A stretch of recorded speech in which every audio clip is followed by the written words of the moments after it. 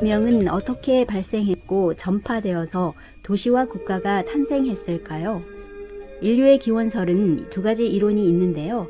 하나는 아프리카 기원설로 세계에서 두 번째로 큰 대륙인 아프리카에서 탄생한 하나의 공통조상이 현생 인류인 호모사피엔스의 유일한 기원으로 이후에 후손들이 세계 각 지역으로 이주하면서 인구가 전파되었다는 학설입니다. 이와는 다르게 현생 인류가 호모 에렉투스로부터 여러 대륙으로 퍼져나가면서 제각각 환경에 적응해서 호모 사피엔스로 진화해 나갔다고 추정하는 다지역 기원설인데요.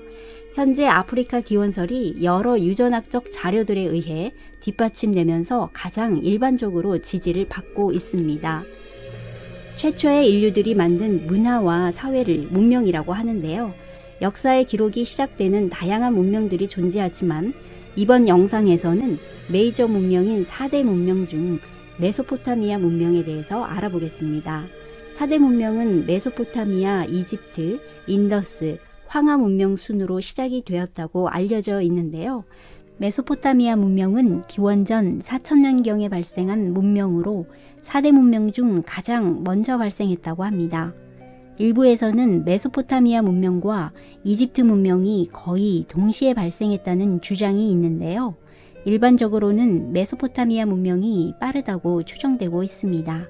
현재의 중동 지역인 이란과 이라크에서 시리아와 팔레스타인까지 이어지는 곳에 두 개의 강, 티그리스 강과 유프라테스 강이 흐르는데요.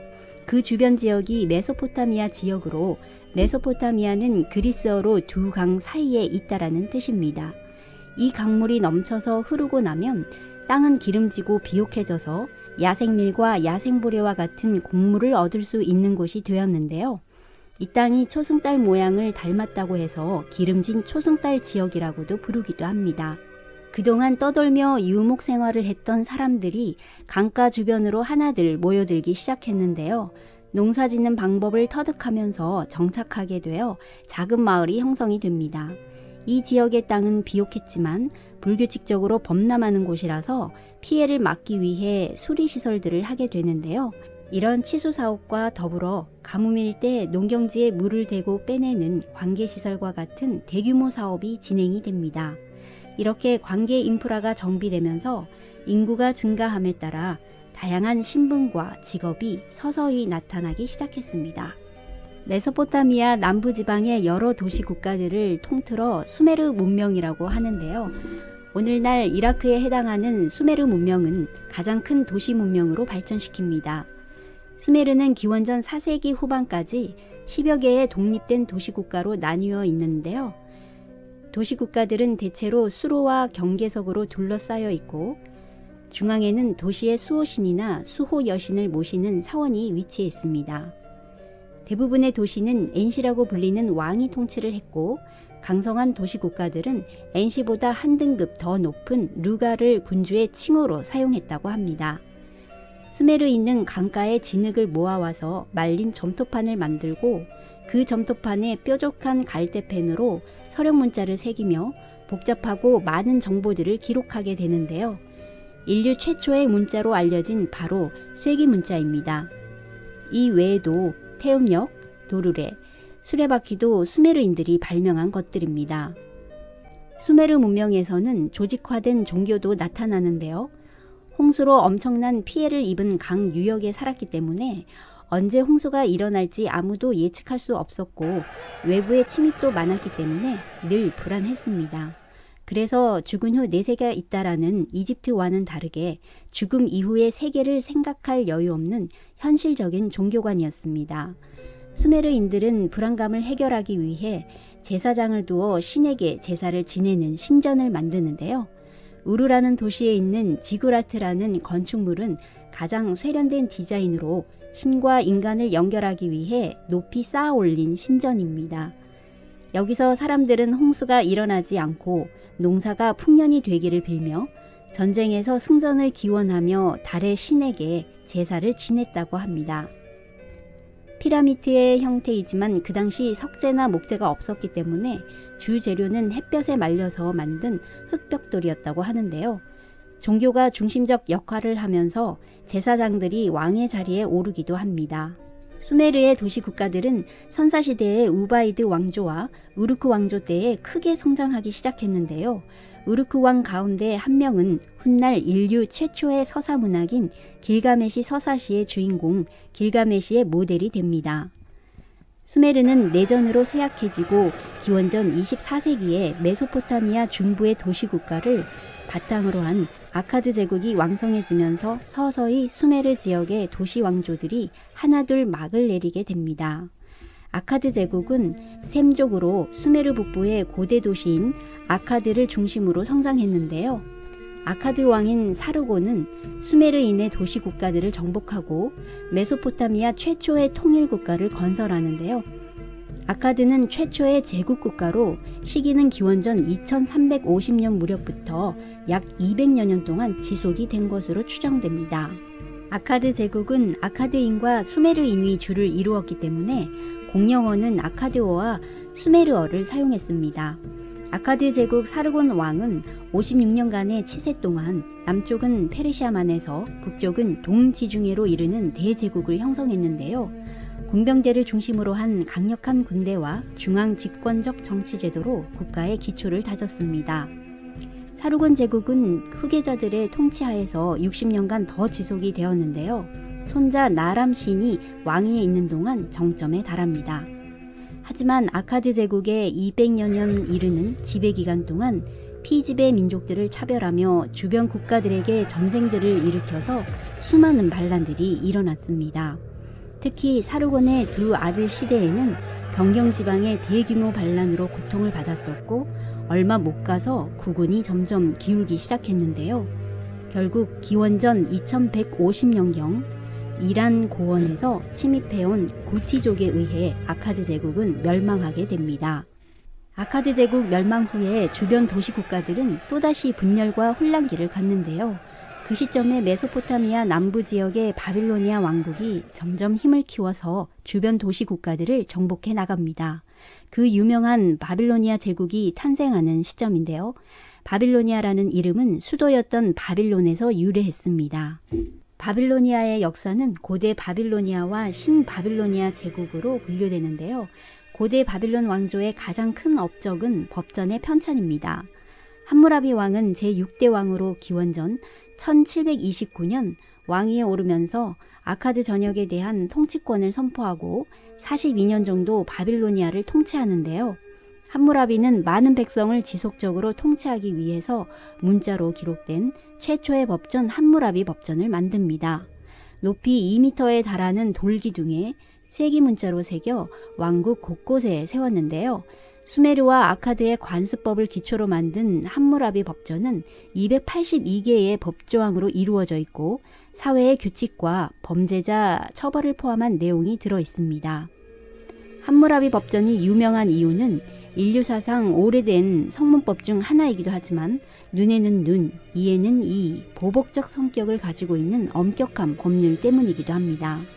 집이 무너지면 그 집을 지은 건축가를 사형에 처한다든지 낮은 계급의 노예가 귀족을 해치면 노예의 귀를 잘라버리는 내용도 있어서 신분 차등적인 성격도 있다고 합니다. 이 법전은 1901년에 프랑스 고고학자 모르강이 발굴해서 현재는 루브르에 소장이 되어 있습니다. 고대 바빌론은 약 300년간 제국이 유지되다가 위협적인 존재인 히타이트족에 의해서 멸망하게 되는데요. 히타이트인들은 지금의 터키 지역을 장악하고 기원전 1500년에는 중동을 지배했습니다. 그 세력은 점점 커져서 남쪽에서 번영을 누리는 이집트, 다음 가는 대국이 되어갔는데요. 메소포타미아나 이집트의 국가들은 청동기를 사용했지만 히타이트인들은 용광로를 이용해 철을 주조할 수 있었고 청동기보다 더 단단한 철기를 바탕으로 검과 방패와 튼튼하게 만든 전차를 만들어 이용해서 고대 바빌로니아와 메소포타미아의 도시 국가들을 정복할 수 있었습니다. 그런데 그 막강한 히타이트 왕국도 주변 도시 국가들과 이집트와의 계속되는 대립으로 전투를 치르며 점점 국력이 쇠퇴해져 가기 시작했는데요. 결국 기원전 1180년 알 수 없는 그리스계의 해상민족에 의해서 히타이트 왕국은 멸망하게 됩니다. 히타이트는 이집트나 바빌로니아 못지않게 인류 문명사에서 중요한 고대 국가였지만 남겨진 기록이 거의 없어서 상당히 아쉬운 고대 왕국으로 남아 있습니다. 히타이트 왕국이 멸망하면서 다음으로 메소포타미아 지역을 장악한 제국은 잔인하기로 유명한 아시리아 제국입니다. 아시리아 제국은 중동에서 기원전 2450년부터 기원전 609년까지 메소포타미아 지역에 존재하던 국가인데요. 본래 아시리아의 의미는 티그리스강 상류 지역을 부르는 말이었습니다. BC 2000년경에 세워진 고대 도시이면서 수도였던 아수르에서 유래한 명칭인데요.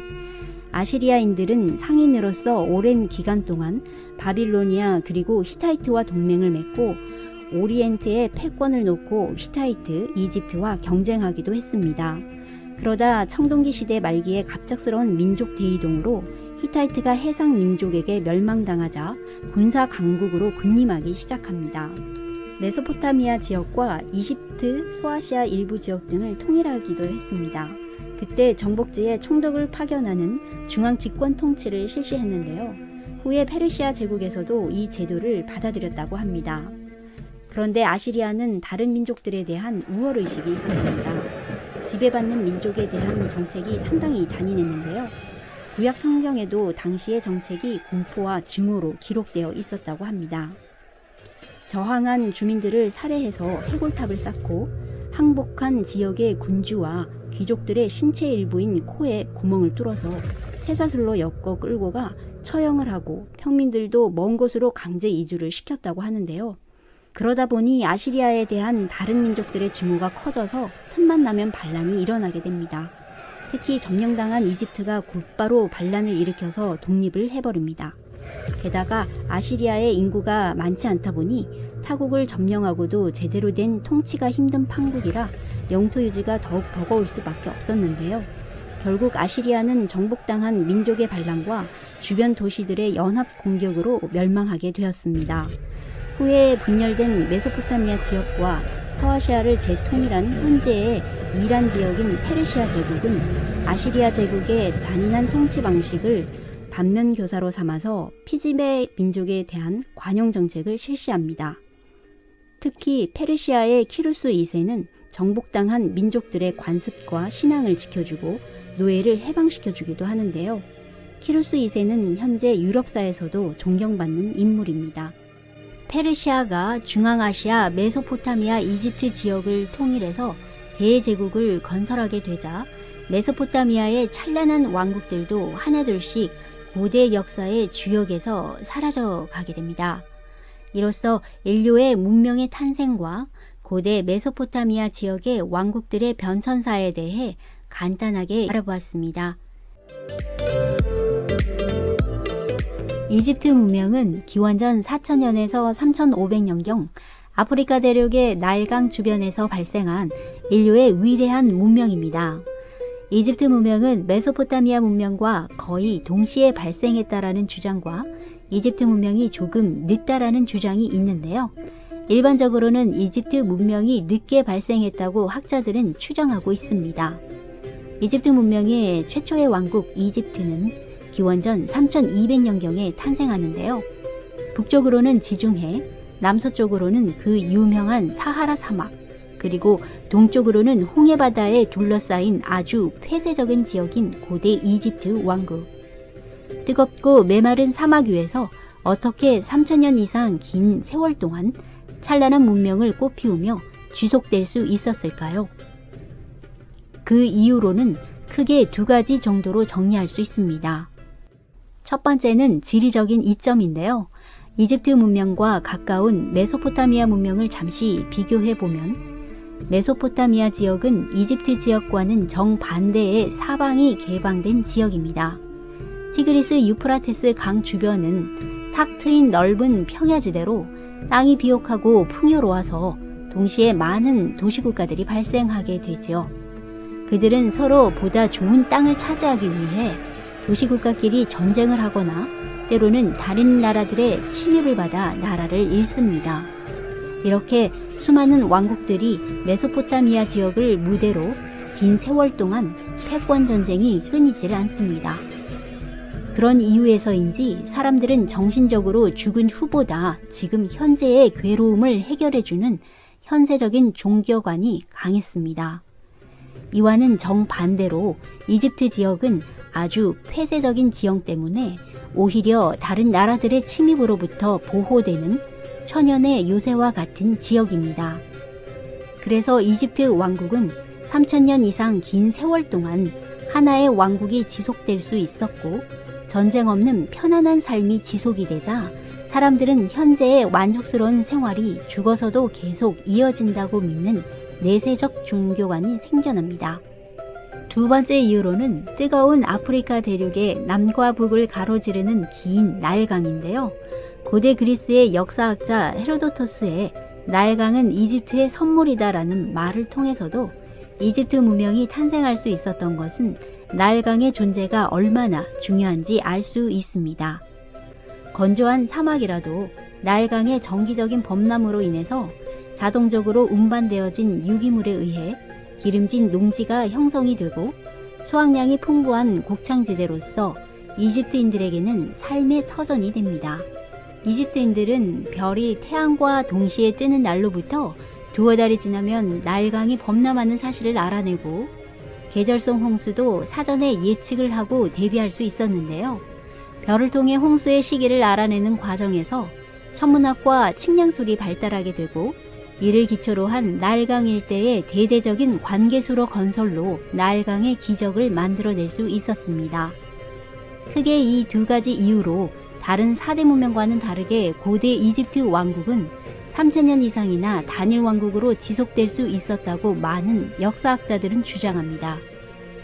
이집트 문명 역시 다른 문명들과 마찬가지로 떠돌이 유목민들이 나일강 주변에 정착을 하고 농사를 짓는데요. 마을이 만들어지자 인구가 점점 늘어나 왕국으로 발전하게 되고 여러 가지 직업과 신분이 생기기 시작합니다.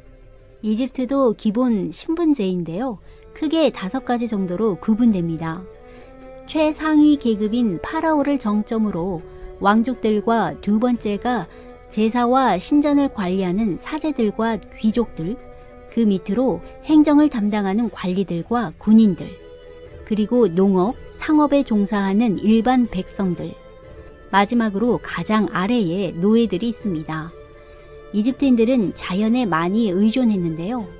탄생과 죽음이 반복된다라는 세계관과 여러 신을 섬기는 다신교의 종교관을 가지고 있었지만 농업과 직접적 관련이 있는 태양신을 가장 많이 숭배했습니다. 이 태양신이 유명한 태양신 라인데요. 시간의 흐름에 따라 태양신 라는 이집트인들에게 최고의 신으로 숭배되게 됩니다. 이집트의 왕은 파라오라고 불리우는데요. 사람들은 왕을 태양신의 아들로 생각했고 왕의 무덤인 거대한 피라미드를 만들게 됩니다. 사후 세계를 중시하는 종교관의 영향으로 파라오들은 죽어서도 부귀영화를 누리길 원해서 피라미드를 만들고 내부에는 엄청난 양의 금은 보화 등 미이라로 만든 파라오의 시신과 함께 보관을 했는데요. 무덤을 도굴하지 못하도록 미로화된 내부 구조와 함정들을 설치했고 피라미드 바깥에는 사람 얼굴에 사자몸을 한 스핑크스를 만들어서 파라오의 무덤을 영원히 지키도록 했습니다. 피라미드 중에서도 가장 크고 유명한 것은 이집트 고왕국 시대의 쿠푸 왕의 피라미드인데요. 세계 7대 불가사의로 꼽히는 문화유산이고 무려 146m 높이에 2.5톤짜리 돌을 쌓아 올린 거대한 건축물입니다. 고대 그리스의 역사학자 헤로도투스는 쿠푸 왕이 피라미드를 짓기 위해 수많은 노예를 가혹하게 노동력을 착취했다고 했지만 파피루스 기록에 따르면 피라미드 건설에 참여한 사람들은 가능한 농사일이 없을 때 주로 건설을 했고 노동의 대가로 식량을 받았다고 합니다. 쿠푸 왕 이후부터 파라오들은 거대한 피라미드 건설을 통해서 자신들의 절대적인 권력을 내외적으로 과시했는데요. 또 한 명의 유명한 파라오가 있습니다. 바로 투탕카멘인데요. 투탕카멘의 저주로 이집트 영화의 소재가 되기도 하는 파라오입니다. 신왕국 시대의 파라오로 18세의 어린 나이에 죽어서 큰 업적은 없지만 투탕카멘의 무덤이 아주 유명합니다. 투탕카멘의 무덤을 영국의 하워드 카터가 1922년에 처음 발견했는데요. 지금까지 발견된 많은 피라미드 무덤은 도굴 흔적이 많았지만 투탕카멘 무덤만은 거의 옛 모습에 가깝게 보존이 되어 있었다고 합니다. 투탕카멘의 무덤을 발견으로 전 세계에 이집트의 피라미드 존재가 대중적으로 알려지게 되었고, 투탕카멘은 이집트를 상징하는 아이콘이 되었습니다. 이 외에도 고대 이집트에는 수많은 발명품이 발명되었는데요.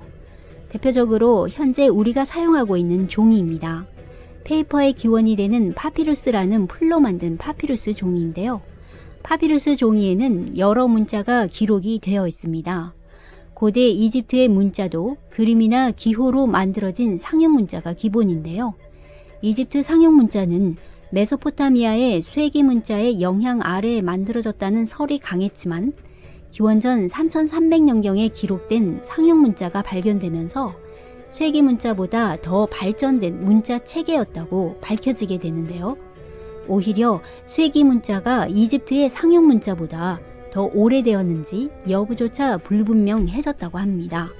그리고 한 가지 더 재미있는 점은 오늘날 현대인들이 휴대폰 문자로 널리 쓰고 있는 이모티콘이 이집트 그림 문자랑 놀랍게도 닮아 있다는 점입니다. 이 사실만 보더라도 이집트의 그림 문자가 얼마나 우수한지 알 수 있는 부분인데요.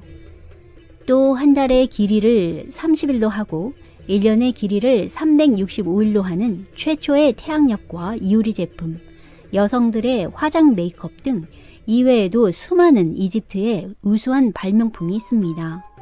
이집트 왕국은 크게 3번의 왕국 시대와 2번의 중간기, 이른바 혼란 시기로 구분할 수 있습니다. 왕국 시대는 고왕국, 중왕국, 신왕국으로 구분이 되는데요. 고왕국 시대는 기원전 2700년경에서 기원전 2200년경, 500년 정도 유지가 됩니다. 이집트 역사는 원래 2개의 왕국으로 나누어져 있었는데요. 나일강의 상류 지역을 상이집트, 하류 지역을 하이집트라고 불렀습니다. 이 두 왕국을 최초로 통일시켜 파라오라는 칭호를 처음 사용하게 되는 왕이 나르메르라는 왕인데요. 나르메르 왕은 상하 이집트의 경계 지역인 멤피스의 수도를 건설하고 고왕국 시대의 비약적인 발전의 토대를 만듭니다.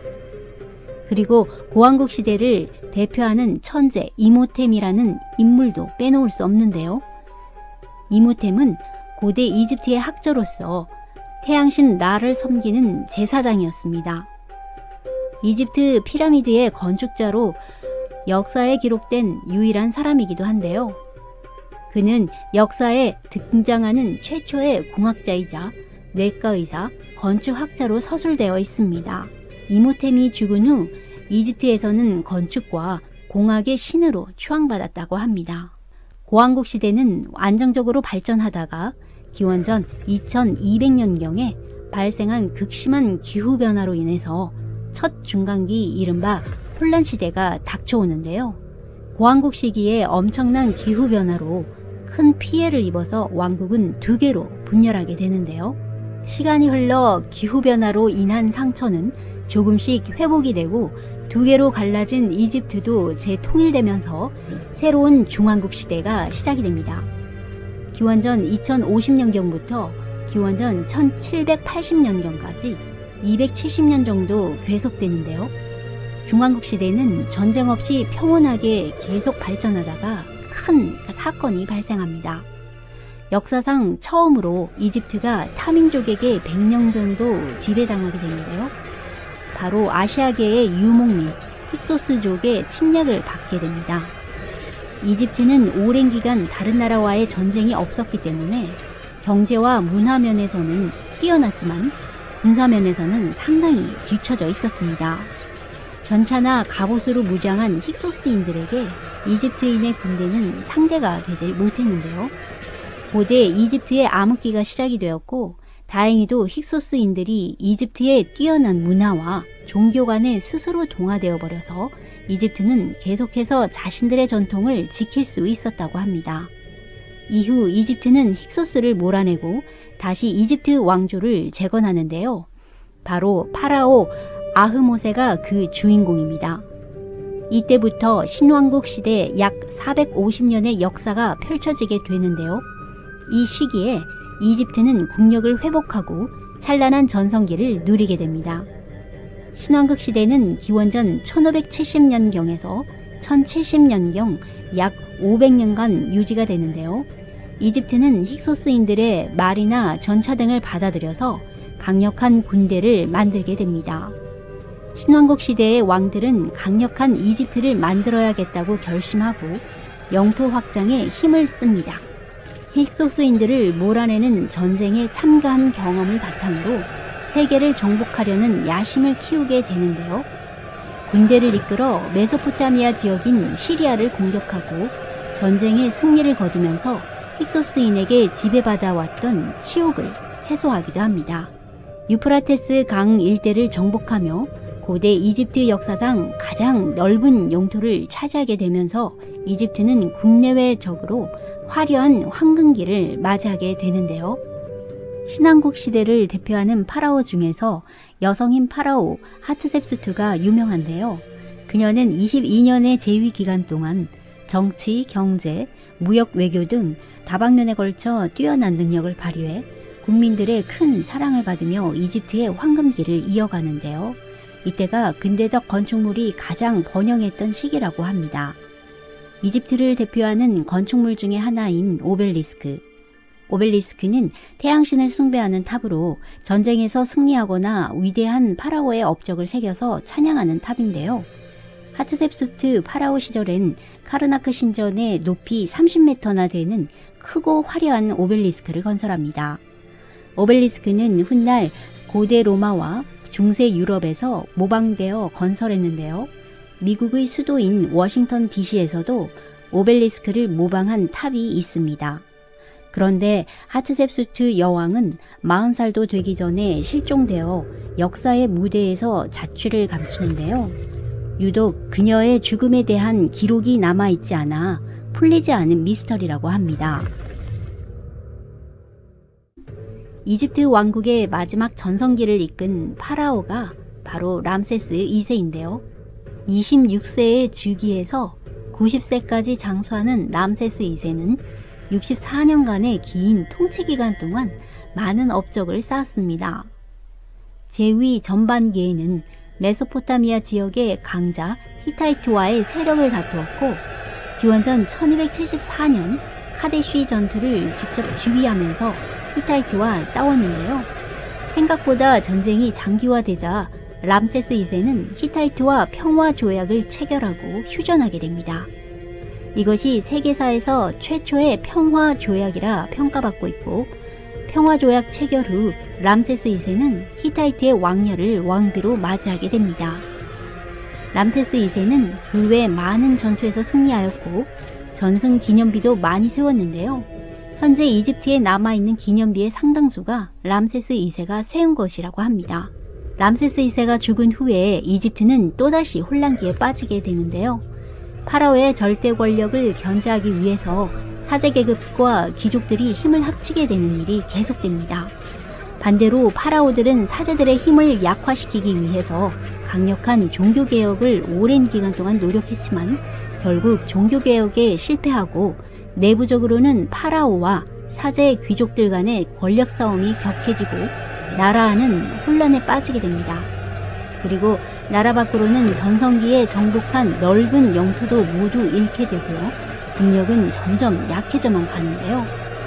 고대 이집트는 점점 말기 시대에 접어들게 됩니다. 말기 시대는 이른바 고대 이집트가 멸망해가는 시기인데요. 기원전 525년에서 332년경 190년 정도 이어집니다. 말기 시대 이집트는 지금의 이란 지역에서 발생해서 강력하게 발전한 페르시아 제국에게 지배당하게 되는데요. 페르시아 지배하를 기준으로 순수한 고대 이집트 혈통의 파라오는 사라졌다고 합니다. 페르시아 제국의 지배 후에도 마케도니아 왕국의 알렉산더 대왕 그리고 로마 제국에게도 계속해서 지배당하게 되는데요. 미인의 상징 이집트의 여성 파라오 클레오파트라가 로마의 젊은 지도자들의 권력 투쟁에 휩싸여서 스스로 목숨을 끊게 되고 그 결과 클레오파트라는 이집트의 마지막 파라오가 됩니다. 클레오파트라가 죽은 뒤에 이집트 왕국은 로마 제국 황제들의 개인 소유국이 되어버리는 안타까운 상황에 빠집니다. 로마 황제들은 오랜 세월 동안 자신들의 측근들을 보내서 이집트를 통치하게 하는데요. 이로써 태양신 라의 아들 위대한 파라오가 3000년 이상 다스렸던 이집트 왕국은 고대 역사의 주역에서 서서히 퇴장하게 됩니다. 이상 고대 이집트 문명에 대해 알아보았습니다.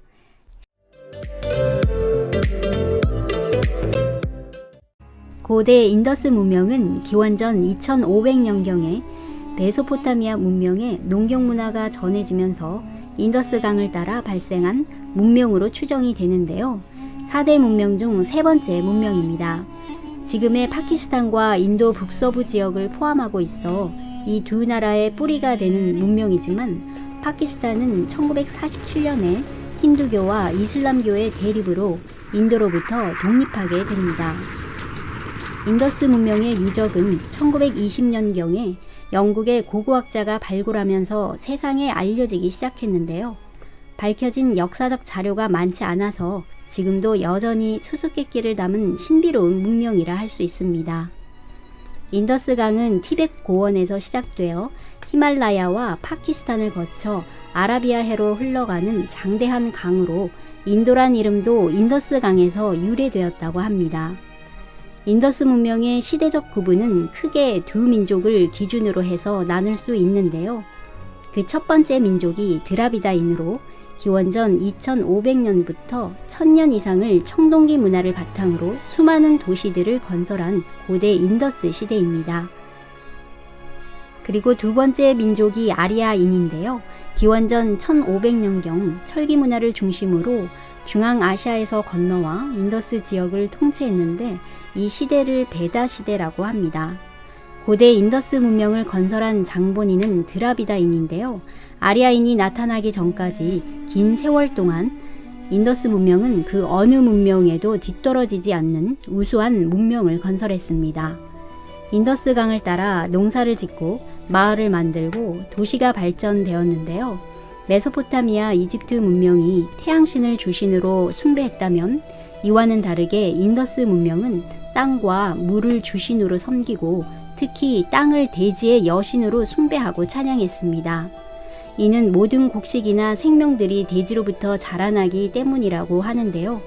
농사에 필요한 물도 신성시했지만 때로는 홍수를 일으켜 재앙을 불러오기도 해서 숭배와 두려움을 동시에 표현했다고 합니다. 그리고 물에는 사람의 몸과 오염된 영혼을 깨끗하게 씻어주는 신비한 힘이 깃들어 있다고 믿었는데요. 그래서 신들에게 제사를 지내기 전에 반드시 물로 몸을 씻는 의식을 치렀습니다. 이러한 종교 의식은 현재의 인도에서도 흔히 볼 수 있는 광경이지요. 도시가 발전하고 인구가 증가함에 따라 많은 직업들도 생겨나게 되었는데요. 특히 기술직인 장인들과 상업, 무역업 등이 크게 발전했습니다. 청동제 도구와 무기를 만드는 대장장이와 호기를 만드는 도공, 그리고 장신구를 제작하는 보석공도 존재했는데요. 시간이 갈수록 제품의 질이 좋아지자 물건을 찾는 사람들도 많아졌고 갈수록 수공업이 발달하면서 외부와의 교역도 활발해졌습니다.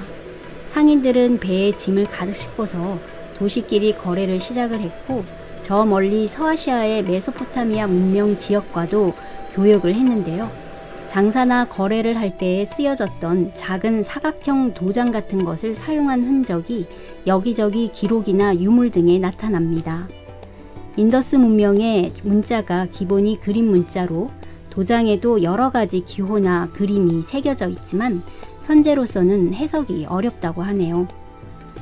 이런 유물들은 메소포타미아 문명 지역에서도 발견되어서 이 두 문명이 얼마나 오래전부터 서로 교역을 해왔는지 어렵지 않게 추측할 수 있는데요. 인더스 문명에는 2500개에 달하는 수많은 도시 유적들이 넓은 지역에 있었습니다. 그 중에서도 가장 대표적인 두 도시가 하라파와 모헨조다로인데요.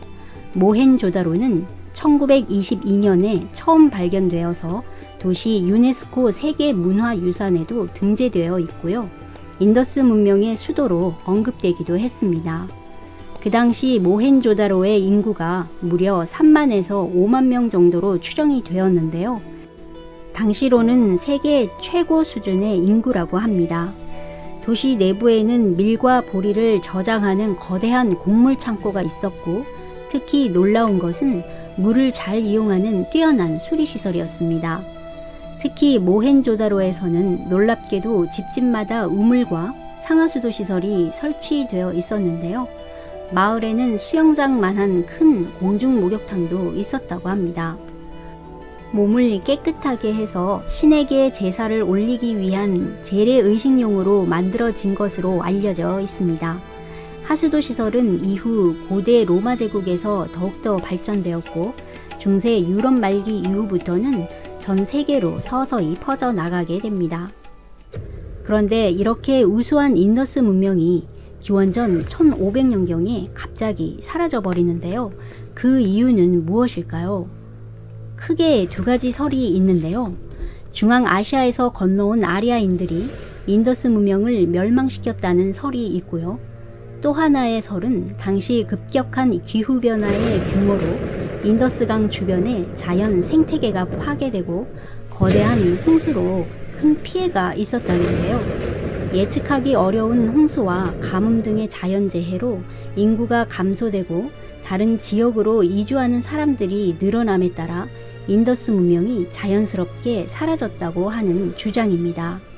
최근에는 기후변화로 인해 인더스 문명이 사라졌다고 하는 주장이 일반적인 학설인데요.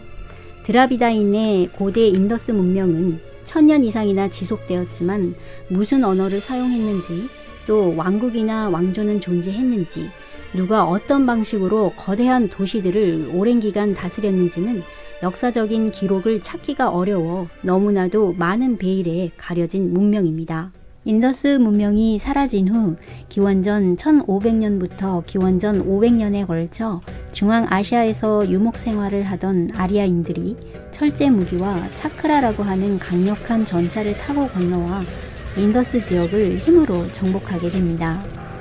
소수의 아리아인은 다수의 드라비다인과 다양한 원주민을 효율적으로 지배하기 위해서 엄격한 신분제인 카스트 제도와 브라만교를 만들어서 더욱더 지배력을 강화시키는데요.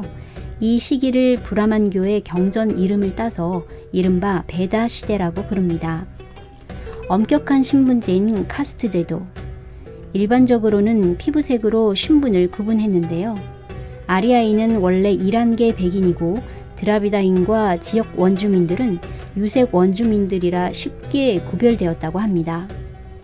카스트 제도를 살펴보면 4개의 계급으로 나눠지는데요. 최상위 계급인 사제 계급 브라만이고, 두 번째가 크샤트리아 계급인 왕족과 귀족, 군인들입니다. 신기하게도 왕과 귀족보다 사제가 더 계급이 높은데요. 그만큼 브라만교의 힘이 강력하다라는 것을 간접적으로 느낄 수 있는 부분입니다. 브라만과 크샤트리아 이 두 계급이 아리안계의 지배 계급이고, 세 번째 계급이 바이샤라고 해서 일반적으로 평민이라 불리는 계급인데요. 주로 장사를 하고 물건을 만드는 사람들이었습니다. 마지막으로 수드라라고 하는 노예 계급이 있는데요. 힘든 육체 노동이나 농사와 같은 일에 종사하는 피지배층입니다. 그런데 카스트 제도에는 위에 4개의 계급 외에도 찬달라라고 불리는 최하위 계층의 불가촉 천민이 있는데요. 찬달라는 닿으면 안 되는 미천한 것이다 라는 뜻으로, 이들은 존재 자체를 부정당했기 때문에 다른 계급의 사람들과 한 공간에 살 수도 없었고, 만약 다른 계급과 접촉하면 죽음을 면치 못했다고 합니다. 현재로선 상상하기 어려운 신분제도인데요. 더욱더 놀라운 건 이렇게 나뉘어진 계급은 자자손손 대대로 영원히 바뀌지 않고 직업 또한 엄격히 대물림된다고 하는데요. 오늘날의 인도에서도 카스트 제도는 폐지되었다고 하지만 다소 변형되고 완화된 형태로 그 잔재가 여전히 남아있는 지역도 있습니다. 카스트 제도는 브라만교를 바탕으로 만들어졌는데요. 브라만교는 특정한 신을 믿는다기보다는 우주의 절대적인 진리를 추구하며 아리아인들의 전통적인 생활 방식이나 철학과 제사 등을 가르치는 지침서와도 같은 종교였습니다. 제사나 종교 행사는 카스트 제도의 최상위 계급인 브라만 계급만이 주최할 수 있었는데요. 브라만교의 엄격한 계율들은 전부 베다 경전에 기록해서 신성시하였습니다. 기원전 1000년경에는 아리아인들이 인더스강 지역에서 점점 동쪽으로 진출하게 되는데요. 지금의 겐지스강 유역까지 확장해 나가게 됩니다. 밀림을 제거하고 대규모의 벼 경작을 하면서 겐지스강을 중심으로 크게 발전하게 되는데요. 이때부터 인도 대륙에 크고 작은 수많은 왕국들이 생겨나면서 인더스강을 중심으로 발전한 고대 인더스 문명에서 겐지스강을 중심으로 발전한 초기 인도 문명이 시작되는 것입니다. 정복 지역이 계속 확대되고 피지배층이 늘어남에 따라서 엄격하고 불공평한 카스트 제도와 브라만교에 반발하는 바이샤, 수두라, 찬달라 같은 피지배층의 불만의 목소리가 점점 커져갔는데요. 기원전 5세기경에 평등을 외치면서 나타난 종교가 바로 자이나교와 불교입니다. 하지만 자이나교는 고행을 강조하는 수행이 너무 고통스러워서 널리 퍼지지는 못했는데요. 반면 시달타 석가모니의 불교는 자비와 평등을 강조하며 대중들에게 크게 사랑을 받으면서 서서히 퍼져나가게 됩니다. 불교의 위기감을 느낀 브라만과 같은 지배층들은 브라만교를 보다 더 간단하고 대중들이 친밀하게 접할 수 있도록 종교개혁에 착수하는데요. 훗날 아리아인의 브라만교가 인도의 대중종교인 힌두교로 탈바꿈하게 되는 것이죠. 기원전 5세기 후반부터 겐지스강을 주요 무대로 인도 대륙을 둘러싼 수많은 왕국들의 패권 전쟁이 펼쳐지는데요. 간단하게 시대순으로 마우리아 왕조, 쿠샨 왕조, 굽타 왕조, 넬리 슐탄 왕조, 그리고 무글 왕조, 이렇게 크게 5개의 왕조들로 나눌 수 있습니다. 가장 먼저 기원전 320년경에 겐지스강 유역에서 최초의 황제가 되는 찬드라굽타 마우리라는 영웅이 나타나죠. 인도 역사상 최초의 제국인 마우리아 왕조를 건국하고 북인도를 중심으로 넓은 영토를 차지하는데요. 브라만교를 중심으로 다양한 종교와 공용어로는 산스크리트어를 사용했습니다. 마우리아 제국의 3대 왕인 아소카 왕은 불교 전파를 가장 적극적으로 실시했는데요. 이상적인 정치 형태를 실현한 왕으로 아주 유명합니다. 고대 인도 역사상 위대한 왕으로 칭송받았는데요. 아소카 왕은 수많은 전쟁 승리로 초기 인도 지역의 대부분을 지배하지만 전쟁의 비참함을 깊이 느끼게 되면서 불교를 통해 비폭력과 윤리적으로 제국을 통치하려고 노력합니다. 곳곳에 절을 세우고 불교를 장려했는데요. 후에 불교에 귀의하고 죽어서는 아라한의 자리에 올라가면서 많은 백성들에게 사랑과 존경을 받았다고 합니다. 그런데 아소카 왕이 죽은 후에 마우리아 제국은 급속히 쇠퇴해져 가는데요. 결국 내부반란 등으로 135년 정도의 짧은 왕조로 막을 내리게 되면서 북인도 지역은 또다시 작은 왕국들로 분할되게 됩니다. 두 번째로 크게 세력을 떨치는 왕국이 이슬람계 쿠샨 왕조입니다. 서기 30년부터 375년까지 약 345년 가까이 지속이 되었는데요.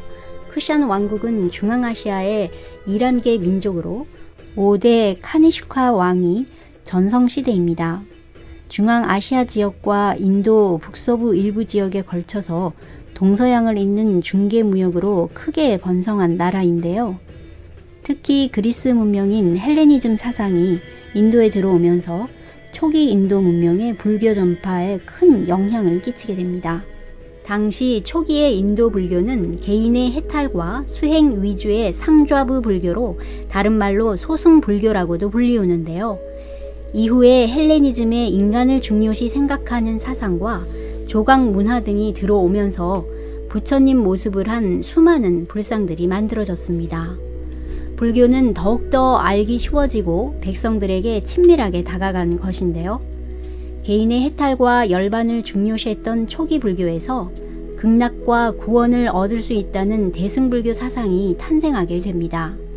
대승불교는 엄청난 영향력을 발휘하면서 인도 주변 지역뿐만 아니라 동아시아의 한국, 중국, 일본 등 수많은 나라들로 퍼져나가게 되는데요. 쿠샨 왕조의 역할이 대단히 컸다고 합니다. 이후에 쿠샨 왕조는 중앙아시아의 새로운 강자인 사산 페르시아와의 전쟁에서 크게 패한 뒤에 급속도로 쇠약해지는데요. 결국 북인도에서 일어난 kupta 왕국에게 서서히 흡수당해 멸망하게 됩니다. 세 번째 kupta 왕조는 320년부터 550년경까지 지속된 왕조로 찬드라굽타 1세가 겐지스강 일대를 통일하고 군사, 경제, 문화 등 다양한 방면에서 초기 인도의 화려한 황금기를 맞이했는데요. 정치가 안정이 되고 경제가 넉넉해지면서 학자들과 예술가들을 보호했는데요.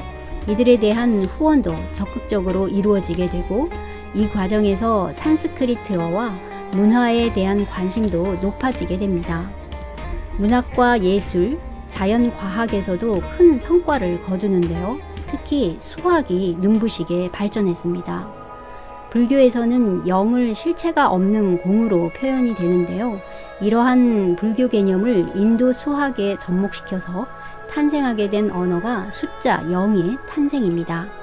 이런 0의 개념은 훗날 아라비아 숫자와 만나면서 오늘날의 숫자 개념이 만들어졌고 인류 수학 발전에 큰 기여를 하게 되지요. kupta 왕조의 또 하나의 큰 특징은 힌두교의 탄생인데요. 브라만교가 불교에 밀려서 점점 쇠퇴해지면서 위기감을 느낀 사제들이 브라만교를 개혁해서 힌두교로 진화시키게 됩니다. 우주 삼라만상 인도에 존재하는 모든 종교와 각 지역의 고대 신화 그리고 불교까지 힌두교가 흡수해버리면서 강력한 힌두이즘이 탄생이 되고 만우법전이라는 경전을 펼쳐납니다. 그 결과 우주 탄생의 신인 브라흐만, 우주 보존의 신인 비슈누, 마지막으로 파괴의 신 시바라고 하는 힌두교 최고의 3명의 신이 탄생합니다. 힌두교 탄생을 계기로 카스트 제도도 큰 변화가 일어나고 초기 인도 사회에 안정적으로 정착하게 되는데요. 힌두교가 백성들에게 크게 호응을 얻게 되자 kupta 왕조도 왕조의 안정을 위해서 적극적으로 힌두교를 받아들이고 장려하게 됩니다. 이 결과 브라만 사제들의 권위가 다시 한번 크게 상승하게 되는 요인이 되기도 하죠. kupta 왕조는 이후 중앙아시아의 에프탈 왕국과 오랜 전쟁으로 인해 점점 쇠약해져서 결국 kupta 왕조의 지배하에 있던 작은 왕국들은 하나둘 독립하게 되면서 230년간의 왕조가 막을 내리게 됩니다. 이 시기에 중앙아시아에서는 강력한 이슬람 제국이 동서양을 넘나들면서 빠른 영토 확장을 하고 있는 시기였는데요. 인도 지역에도 이슬람 제국이 침입해 오면서 인도 북서부 델리 지역에 이슬람 왕조가 들어서게 됩니다.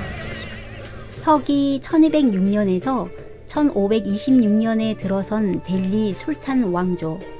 술탄이란 말은 이슬람의 왕을 의미하는데요.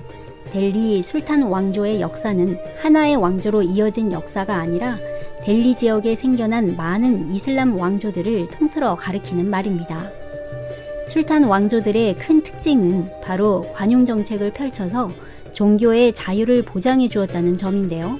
이 정책은 차별받고 괴로워하는 수많은 피지배층 사람들이 평등을 강조하는 이슬람교로 대종하려는 큰 변화가 일어나게 되는 원인이 되었습니다. 시간이 흘러 술탄 왕조도 점점 내부 분열과 국내 혼란으로 사라지게 되는데요. 이후 분열된 북인도를 통일한 제국은 바로 새로운 강자 무굴 제국이었습니다. 무굴 제국의 바부르 왕은 스스로를 몽골 티무르의 후예라 칭했는데요. 1526년에서 1857년까지 329년간 왕조를 이어나갑니다. 인도 남부 일부를 제외한 인도 대륙 전체를 통일하고 오늘날의 인도 국토와 가장 근접하는 큰 제국을 건설한 왕조입니다.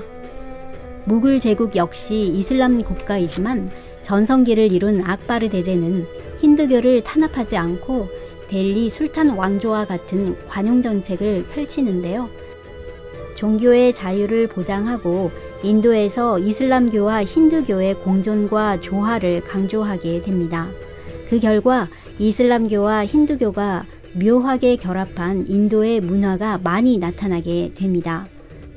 그중 17세기 초 샤자한 왕이 왕비의 죽음을 슬퍼하며 만든 거대한 묘역을 대표적으로 들 수 있는데요. 이것이 바로 인도와 페르시아 이슬람 양식을 융합시킨 세계 7대 불가사의 중 하나인 타지마할입니다. 이슬람 건축 양식이지만 내부 구조는 힌두교의 장식 무늬로 새겨진 타지마할은 무굴 제국의 가장 훌륭한 건축물로 알려져 있는데요.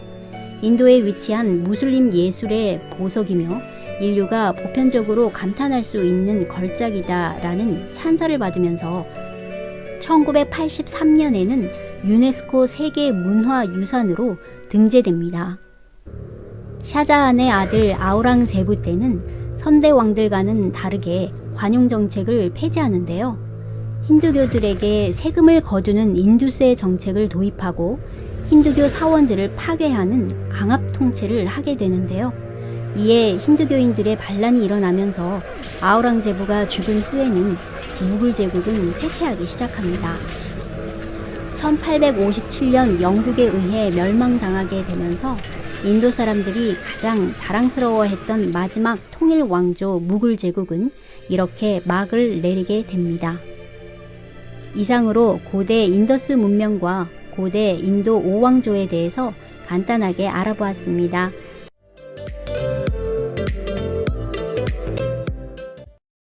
기원전 2000년경 4대 문명 중 마지막으로 발생한 것으로 추정되는 황하 문명은 동아시아 지역에 가장 큰 영향을 준 문명입니다. 이 당시 메소포타미아 문명과 이집트 문명에서는 아카드와 바빌론, 그리고 고대 이집트와 히타이트, 아시리아와 같은 수많은 고대 왕국들의 끊임없는 패권 전쟁이 한창이었던 시기이기도 합니다. 황하 문명은 발생 시기나 지리적 위치가 다른 세 문명과는 달라서 몇 가지 특징들이 나타나는데요. 첫 번째는 메소포타미아, 이집트, 인더스 문명은 전부 타 민족에 의해 문명이 사라지는 반면 황하 문명은 4대 문명 중 유일하게 문명의 단절이 없이 그리고 독자적으로 현재의 중국까지 계속 이어져 내려오고 있다는 것입니다. 산으로 둘러싸인 지형 때문에 외세의 침입이 많지 않았고 다른 문명들과는 지리적으로 떨어져 있어서 상업적 무역이나 상호 교류가 거의 없이 자생적이고 독자적으로 발전했다라는 것입니다. 두 번째, 다른 문명은 주로 돌을 사용하는 석조 문화가 발달한 반면 황하 문명은 나무를 사용한 목조 문화가 발달했는데요. 목조는 화재에 취약했고 햇볕이나 비에 노출되면 썩는 단점이 있어서 동양의 목조 유물보다는 서양의 피라미드, 지구라트, 그리고 그리스 신전과 같은 석조 유물들이 오랜 기간 유지되어 왔습니다. 황하 문명 특징 세 번째는 문명 초기 다른 문명들과 종교적 차이점을 보이는데요. 다른 3대 문명은 다양한 종교를 바탕으로 현세와 사후에 대한 종교관이 아주 강하게 드러납니다. 조로아스트교, 유대교, 기독교, 그리고 불교와 같은 구체적인 종교와 그에 관련된 기록들이 대중적으로 많이 전파된 것에 비해서 황하 문명은 사후 세계관이 그리 강하지 않았고 도교나 유교가 발생하기는 하지만 종교라기보다는 학문적으로 대중들에게 받아들여져 인도의 대승불교가 들어오기 전까지는 대중적으로 전파된 종교의 흔적은 찾기 어렵습니다. 이러한 세 가지 특징이 3대 문명과 차이를 보이는데요. 이제 본격적으로 황하 문명에 대해 알아보겠습니다. 중국의 넓은 대륙은 두 개의 강으로 나눌 수 있는데요. 먼저 황하 문명이 발생한 북쪽의 황하강과 남쪽에 있는 장강입니다. 중국 문명은 크게 이 두 개의 강을 중심으로 수많은 왕조들이 생겼다가 또 사라지는데요. 황하강은 상류에서 흘러나오는 황토흙으로 인해 강물이 누런 황토 색깔을 띠어 황하라고 이름 지어졌다고 합니다. 황하가 흘려보낸 토사가 퇴적되고 광대한 삼각주지대가 형성되면서 황하 주변에는 비옥한 황토지대가 많았는데요. 농사짓기에 아주 좋은 땅이어서 사람들이 강을 따라 모여 마을을 짓고 발전해 나가면서 중국의 태평성대 시대라고 할 수 있는 전설의 요순시대가 시작됩니다. 중국 역사상 가장 평화롭고 이상적인 시대로 요와 순 두 임금은 겸손하고 검소했으며 인자하게 나라를 잘 다스려서 많은 백성들에게 존경을 받았다고 합니다. 또 이들은 왕위를 친인척이나 자식이 아닌 인물에게 물려주었는데요. 혈연과 지연에 얽매이지 않고 중국 역사상 자발적으로 가족 아닌 사람에게 왕위를 물려주는 건 이때가 처음 있는 일이었다고 합니다. 이 당시 왕의 주요 임무는 황하강을 잘 관리해서 홍수 피해를 막는 일이었는데요. 황하강 일대는 좋은 곡창지대이기도 했지만 갑자기 홍수가 발생해 큰 피해를 주었기 때문입니다. 순임금도 황하의 범람에 대한 대비책을 잘 세우고 우임금에게 선양하는데요. 우임금 때는 좀 더 도시가 발전하게 되고 드디어 황하 문명 위에 최초의 왕조가 열리게 됩니다. 바로 하나라의 탄생인데요. 하나라는 기원전 2000년에서 1600년까지 400년간 지속됩니다. 우임금도 치수관리를 가장 중요한 국정정책으로 삼고 13년 동안 황하의 치수관리를 위해 각 지역을 돌며 기술을 익혀 국정을 잘 다스렸다고 합니다. 요, 순, 우 이 세 명의 왕들은 중국 역사상 가장 이상적인 왕들로 오늘까지도 존경받고 있고 이후 중국 문명을 눈부시게 발전시키는 데 초석을 마련하게 되는데요. 하지만 우임금 때부터는 자식들에게 왕위를 물려주는 세습 왕조가 시작되었습니다. 이후 하나라의 마지막 왕인 거랑 때에 나라가 위기에 처하게 되는데요. 거랑은 선대왕들과는 다르게 놀고 즐기는 것만을 좋아했습니다. 상나라의 폭군으로 알려진 주왕이 있었다면 하나라에도 이에 못지않은 인물이 바로 거랑이었습니다. 하나라는 거랑, 상나라는 주왕, 이른바 하걸상주라는 단어를 만들어낼 정도로 상나라 주왕과 함께 중국 역사 속의 대표적인 폭군이었습니다.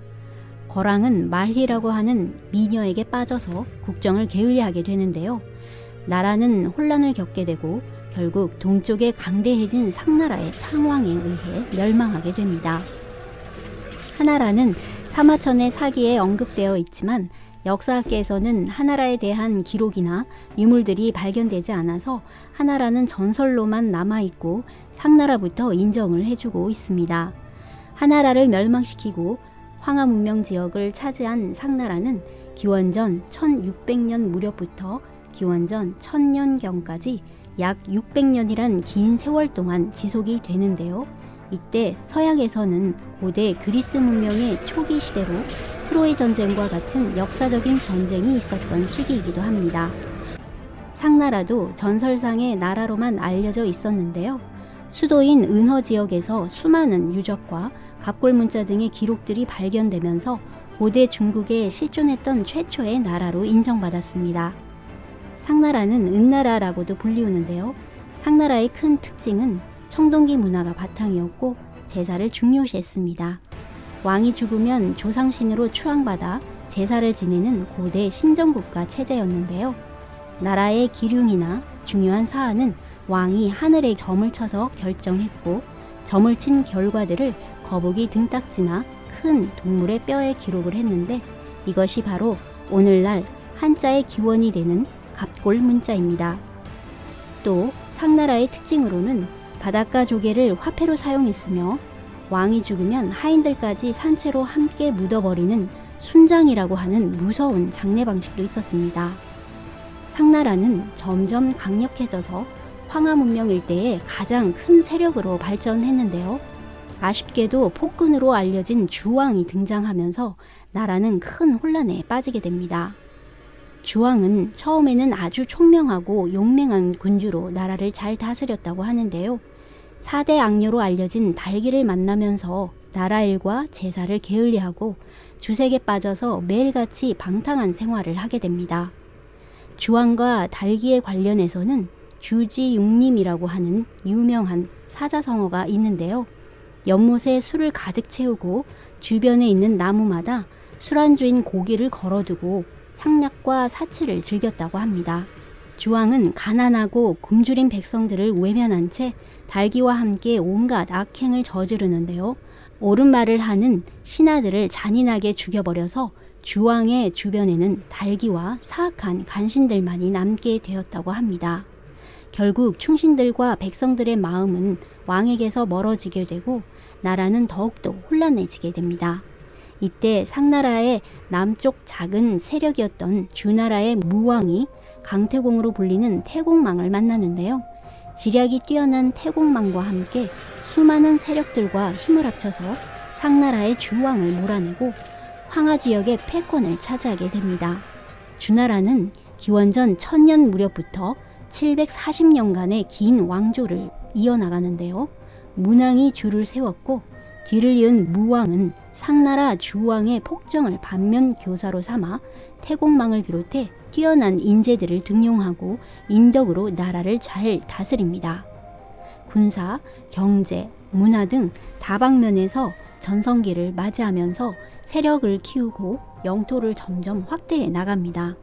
주나라 무왕의 국가 통치 체제는 아주 흥미로운데요.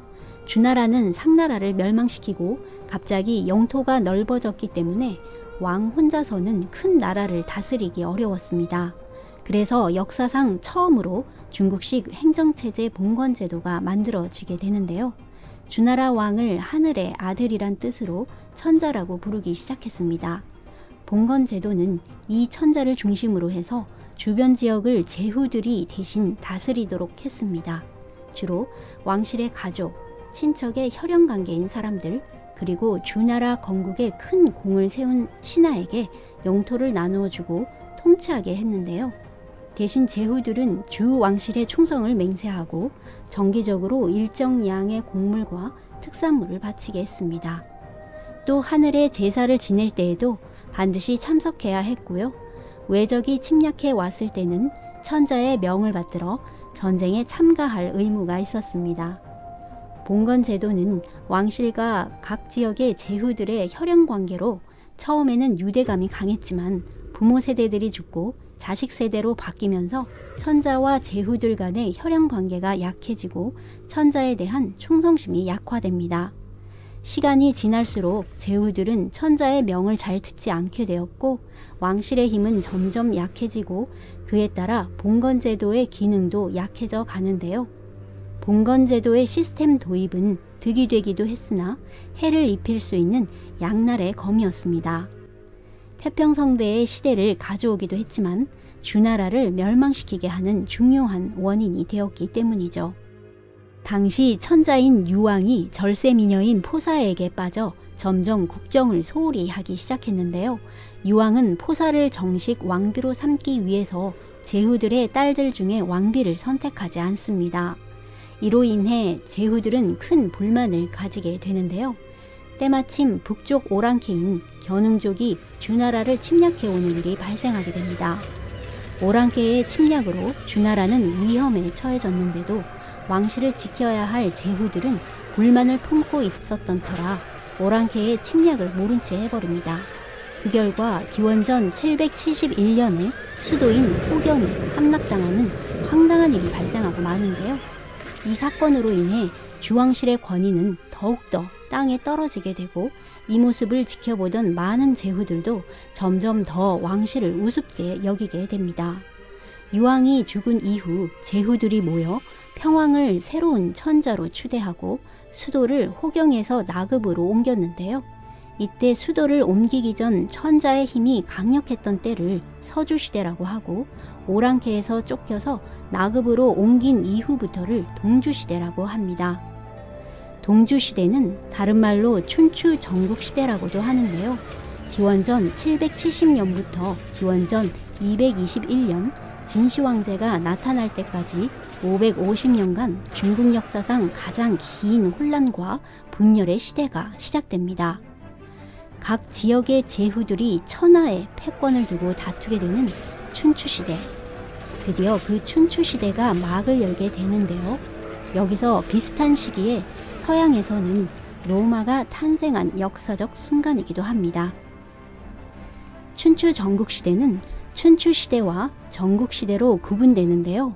우선 춘추시대는 기원전 770년부터 기원전 403년, 약 370년 정도 지속이 됩니다. 혼란한 세상을 바로잡기 위해 천자를 보필해서 오랑캐를 몰아내고 주 왕실을 보전하자는 존왕양이라는 슬로건을 걸며 주나라의 안정을 유지하는 시대이죠. 이 시기에 수많은 사상과 학문이 태어났는데요. 신분과 지위에 관계없이 능력만으로도 출세할 수 있었기 때문에 뛰어난 장군들과 학자들이 나타났습니다. 특히 제자백가라고 불리는 지식인 집단이 등장했는데요.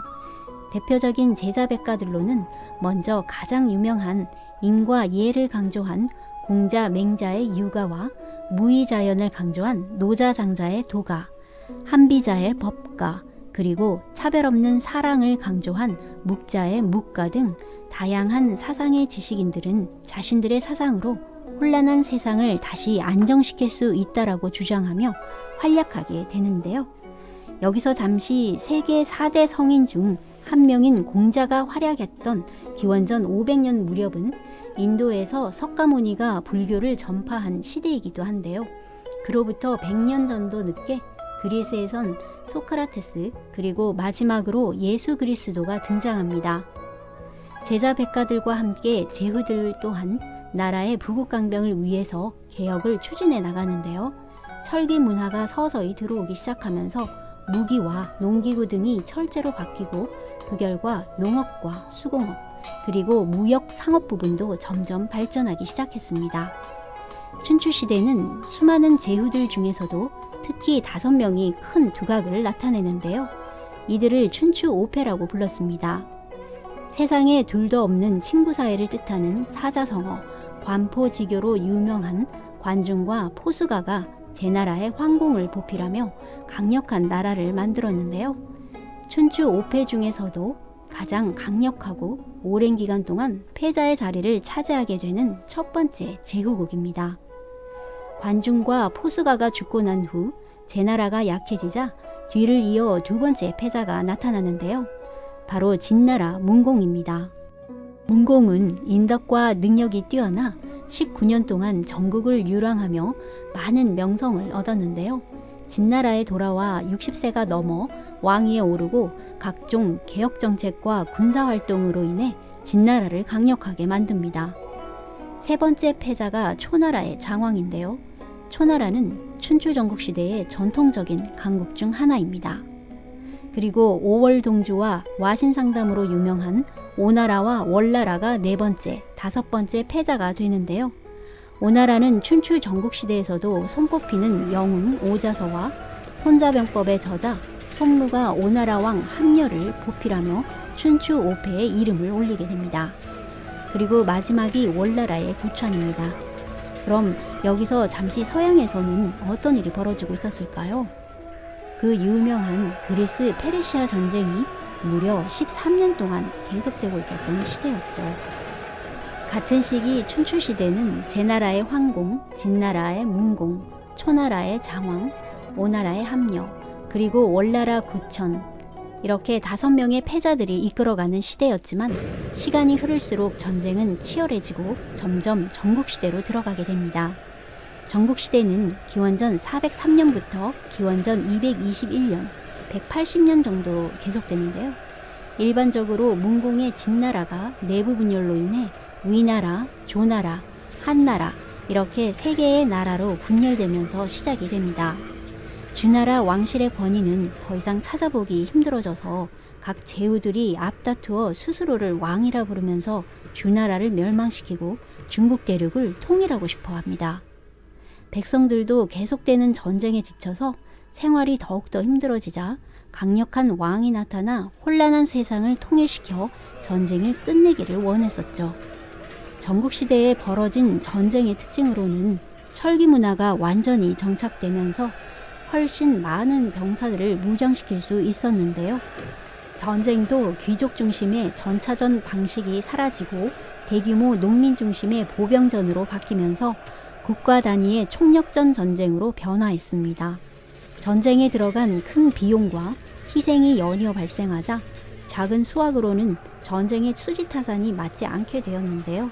주나라 눈치 볼 일이 없어진 제후들은 어느 한 국가를 멸망시키기 위해 국가의 사활을 걸고 치열하게 싸우게 됩니다. 결국 주변 소국을 합병하거나 멸망시켜 나갔는데요. 이런 치열한 싸움에서 사실상 동쪽의 제나라, 서쪽의 진나라, 남쪽의 초나라, 북쪽의 연나라, 그리고 조, 위, 한 7개국만이 살아남았고 이들을 가리켜 전국 칠웅이라 불렀습니다.